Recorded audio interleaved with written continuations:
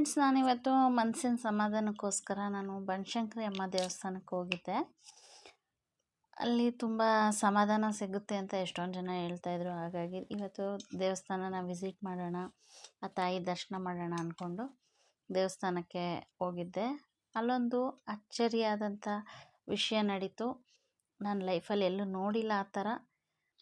ಅದನ್ನು ನಾನಿಲ್ಲಿ ಇವತ್ತು ನಿಮ್ಮ ಜೊತೆ ಶೇರ್ ಮಾಡ್ಕೋತೀನಿ. ಅದಕ್ಕೆ ಮುಂಚೆ ನಾವು ಇವತ್ತು ಅಮ್ಮನ ದರ್ಶನ ಮಾಡ್ಕೊಳ್ಳೋಣ. ದರ್ಶನ ಮಾಡಾದಮೇಲೆ ಏನಿದೆ ವಿಷಯ ಅನ್ನೋದನ್ನು ನಾನು ಶೇರ್ ಮಾಡ್ಕೋತೀನಿ. ಮೊದಲಿಗೆ ಹೋಗ್ತಾ ಇದ್ದಂಗೆ ಗರುಡಗಂಬ ಎಲ್ಲ ಸನ್ನಿಧಾನದಲ್ಲೂ ಇರುತ್ತೆ. ತುಂಬ ಆಕರ್ಷಣೀಯವಾಗಿ ಗೋಪುರ ಇತ್ತು. ಅದನ್ನು ಸ್ವಲ್ಪ ಹಾಗೆ ವಿಡಿಯೋ ಮಾಡಿದೆ. ನೋಡಬೇಕು, ನೀವು ಬನ್ನಿ, ಸನ್ನಿಧಾನನ ನೋಡಿ, ತುಂಬ ಚೆನ್ನಾಗಿದೆ. ಎಷ್ಟೊಂದು ಜನ ನೋಡಿರ್ತೀರ, ನೋಡದೇ ಇರೋರು ಆಲ್ಮೋಸ್ಟ್ ಯಾರೂ ಇರಲ್ಲ. ಎಲ್ಲರೂ ಎಲ್ಲ ಸನ್ನಿಧಾನನೂ ನೋಡಿರ್ತೀರ. ನಾನು ದೇವಸ್ಥಾನಕ್ಕೆ ಬಂದೆ, ಹಾಗೆ ವಿಡಿಯೋ ಮಾಡಿದೆ ಅಷ್ಟೇ ಫ್ರೆಂಡ್ಸ್. ಅಮ್ಮನ ಸನ್ನಿಧಾನದ ಒಳಗಡೆ ಹೋಗ್ತಾ ಇದ್ದೀವಿ ಇವಾಗ ನಾವು. ಇಲ್ಲಿ ವಿಡಿಯೋ ಅಲೋ ಇಲ್ಲ ಅಂತ ನನಗೆ ಗೊತ್ತಿರಲಿಲ್ಲ. ವಿಡಿಯೋನ ಮಾಡೋಕ್ಕೆ ಅಂತ ಹೋದೆ, ಬಟ್ ಅಲ್ಲಿ ಅವಾಯ್ಡ್ ಮಾಡಿದ್ರು. ಆದರೂ ನಾನು ಅಮ್ಮನ್ನ ದೂರದಿಂದನೇ ವಿಡಿಯೋ ಮಾಡಿದ್ದೀನಿ. ಇಲ್ಲಿ ನೋಡ್ಬೋದು, ವಿಘ್ನ ವಿನಾರಕ ವಿಘ್ನೇಶ್ವರ ಇದ್ದಾರೆ. ಹಾಗೆ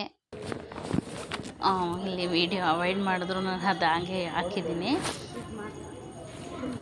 ಹಾಗೆ ಇಲ್ಲಿ ನಮ್ಮ ಈಶ್ವರ ಶಿವಲಿಂಗ ರೂಪದಲ್ಲಿ ಇದ್ದಾರೆ. ತಾಯಿ ಸನ್ನಿಧಾನ ಇದು ನೋಡಿ, ಎಲ್ಲರೂ ದರ್ಶನ ಮಾಡ್ಕೊಳ್ಳಿ. ಅಡ್ಡಕ್ಕೆ ಬರ್ತಾಯಿದ್ರು, ಆದರೂ ನಾನು ಹೇಗೋ ವಿಡಿಯೋ ಮಾಡಿದ್ದೀನಿ. ಇಷ್ಟೇ ಕಾಣಿಸೋದು. ಮತ್ತು ಹಾಗೆ ಹೊರಗಡೆ ಬಂದು ಬೃಂದಾವನದ ಹತ್ರ ಬಂದೆ ನಾನು. ಹಾಗೆ ಬೃಂದಾವನನ ನಾನು ಒಂದು ಸುತ್ತು ಹಾಕ್ತೀನಿ. ನೀವು ನನ್ನ ಜೊತೆ ಒಂದು ಸುತ್ತು ಹಾಕಿ ಫ್ರೆಂಡ್ಸ್. ಇವೆಲ್ಲರಿಗೂ ಒಳ್ಳೆಯದಾಗಲಿ. ಬೃಂದಾವನನ ಸುತ್ತ ಹಾಕ್ತಾ ನಾನು ಲಾಸ್ಟಲ್ಲಿ ನಮಸ್ಕಾರ ಮಾಡಿಕೊಂಡು ಹಾಗೆ ನಾನು ಬೃಂದಾವನದ ಲೆಫ್ಟ್ಗೆ ನೋಡಿದೆ. ಅಲ್ಲಿ ಇನ್ನೊಂದು ದೇವಸ್ಥಾನ ಇದೆ, 2 ದೇವಸ್ಥಾನ, ಅಲ್ಲೂ 2 ಅಮ್ಮನವರ ದೇವಸ್ಥಾನ ಇದೆ. ಆ ದೇವಸ್ಥಾನದ ಎದುರುಗಡೆ ಆ ತಾಯಿ ಪಾದ ಇರುವಂಥ ಒಂದು ವೃತ್ತಾಕಾರದ ಒಂದು ಕಲ್ಲಿದೆ. ತಾಯಿ ಪಾದ ಇರುವಂಥ ವೃತ್ತಾಕಾರದ ಕಲ್ಲು. ಅಲ್ಲಿ ಒಂದು ಅಚ್ಚರಿ ಕಾದಿತ್ತು ನನಗೆ. ನಾನು ಇದುವರೆಗೂ ಅದನ್ನು ನೋಡೂ ಇರಲಿಲ್ಲ. ಅದು ಏನಪ್ಪ ಅಂತ ನಾನು ಇವಾಗ ನಿಮಗೆ ತೋರಿಸ್ತೀನಿ. ಆರತಿನೂ ತಗೋಬಿಡಿ, ದೇವರು ಕುಂಕುಮ ಹೂವು ಎಲ್ಲ ಇದೆ, ತಗೊಳ್ಳಿ. ಬನ್ನಿ, ಅದು ಇದೇನೆ ನೋಡಿ. ಅಲ್ಲಿ 2 ಕೈನೂ ಜಾಯಿಂಟ್ ಮಾಡಿ ಇಟ್ಕೊಂಡಿದ್ದಾರೆ. ಅದು ಏನಕ್ಕೆ ಹಾಗೆ ಇಟ್ಕೊಂಡಿದ್ದಾರೆ ಅಂತ ನನಗೆ ಫಸ್ಟಿಗೆ ಗೊತ್ತಾಗಲಿಲ್ಲ. ನಾನು ಆಮೇಲೆ ಬಂದು ಅದ್ರ ಬಗ್ಗೆ ತಿಳಿದಿರೋರನ್ನ ನಾನು ಕೇಳಿದೆ. ಆವಾಗ ಅವ್ರು ಹೇಳಿದ್ರು, ಅದು ತುಂಬ ಶಕ್ತಿಯುತವಾದಂಥ ಪಾದ. ಅಲ್ಲಿ ನಾವು ಮನಸ್ಸಿನಲ್ಲಿ ಏನೇ ಅಂದ್ಕೊಂಡು ಬೇಡಿಕೊಂಡು ಅಲ್ಲಿ ಕೈ ಇಟ್ಟರೆ ಅದು ಕೈ ಮೂಮೆಂಟ್ ಆಗಿ 2 ಕೈ ಮುಂದೆ ಬಂದು ಸೇರಿಕೊಳ್ಳುತ್ತೆ. ಆಗ ಆ ಕೆಲಸ ಆಗುತ್ತೆ ಅಂತ ಪ್ರತೀತಿ ಇದೆ ಅಂತ ತಿಳಿಸ್ಕೊಟ್ರು. ಹೌದಾ, ಕೈ ಆಗೆಲ್ಲ ಮೂಮೆಂಟ್ ಆಗುತ್ತಾ ಅಂತ ನನ್ನ ಮನಸ್ಸಲ್ಲಿ ಡೌಟ್ ಬಂತು. ನಾನು ಹೋಗಿ ಆ ಸಾಲಿನಲ್ಲಿ ನಿಂತ್ಕೊಂಡು ಇದು ಸತ್ಯನ ಏನು ನೋಡೇ ಬಿಡೋಣ ಒಂದು ಸಾರಿ ಅಂತ ಅಂದ್ಬಿಟ್ಟು ನಾನು ನಿಂತ್ಕೊಂಡೆ.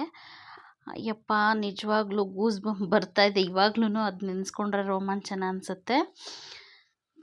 ನನಗೆ ಸ್ವಲ್ಪ ತಡವಾಗಿ ಅದು ಕೈ ಮೂಮೆಂಟ್ ಸ್ಟಾರ್ಟ್ ಆಯಿತು. ಅಲ್ಲಿವರೆಗೂ ನಾನು ದೇವ್ರನ್ನ ನೆನೆಸ್ಕೊತಾ ಇದ್ದೆ, ಮನಸ್ಸಲ್ಲಿ ಅಂದ್ಕೊಂಡಿದ್ದಾಗಲಿ ಅಂತ. ಕೈ ಮೂಮೆಂಟ್ ಆಗಿ ಸೇರಿದ ಕ್ಷಣ ನನಗೆ ನಿಜವಾಗ್ಲೂ ಆನಂದ ಬಾಷ್ಪನೇ ಬಂತು. ಇಂಥದ್ದೆಲ್ಲ ಅಚ್ಚರಿ ಈ ಕಾಲದಲ್ಲೂ ಇದೆಯಾ ಅಂತಲೂ ಅನ್ನಿಸ್ತು ಫ್ರೆಂಡ್ಸ್. ಅದನ್ನು ನಾನು ನಿಮಗೆ ಇಲ್ಲಿ ತೋರಿಸ್ತಾ ಇದ್ದೀನಿ ನೋಡಿ. ಆ ಕೈ ಹಾಗೆ ಮೂಮೆಂಟ್ ಆಗ್ತಾನೇ ಇರುತ್ತೆ.